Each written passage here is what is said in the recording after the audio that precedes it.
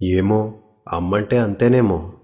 ఆ చేతికి గోరింట పూస్తే గోళ్లకు రంగులద్ది వేళ్లతో సరసమాడే భార్య నుండి పాపకి గుచ్చుకుందని గాజులన్నా వెయ్యని బోసి చేతులాడదెప్పుడైందో. పడుచుకళ్ల చూపులు పొడిచేస్తుంటే సిగ్గుతో సర్దుకుని మురిసిపోయే కుర్రది పరాయి మగవాళ్ల మధ్య పట్టించుకోకుండా కొంగుని కప్పి ఆకలి తీర్చే తల్లెప్పుడైందో. సరదాలు సరిపోక మొగుణ్ణి గిల్లిపెట్టే వనిత సరిగా నిద్ర కూడా లేని ఒంటరి యోధురాలెప్పుడైందో. ఏమో, అమ్మంటే అంతేనేమో. ఉన్న రుచులన్నీ ఊరించి చంపిన బిడ్డ కోసం అడ్డంగా తలూపిన త్యాగం ఎప్పుడు పుట్టింది? తన పేగు అంచున వేలాడిన ప్రాణం కోసం తొలి ఏడుపు విన్న క్షణమే ఆడది చనిపోయి అమ్మెలా పుట్టింది. అన్నిటికీ అమ్మనే అవసరం మారి ఆమెకేమొచ్చనే రోజొచ్చినా మౌనంగా దుఃఖాన్ని దిగమింగి చిరునవ్వు చిందించే ఓర్పెక్కడిదో.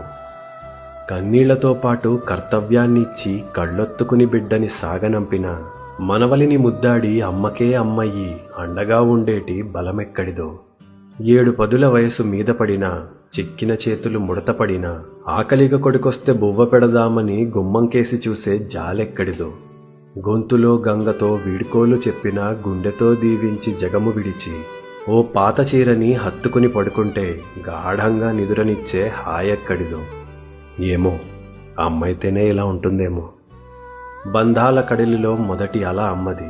అమ్మ నాది అనే అధికారమే లేని పసిగుండె క్షణములో పగిలిపోదా? అమ్మ లేదు అనే రోజంటూ వస్తే సొంతగూడైన శ్మశానమైపోదా?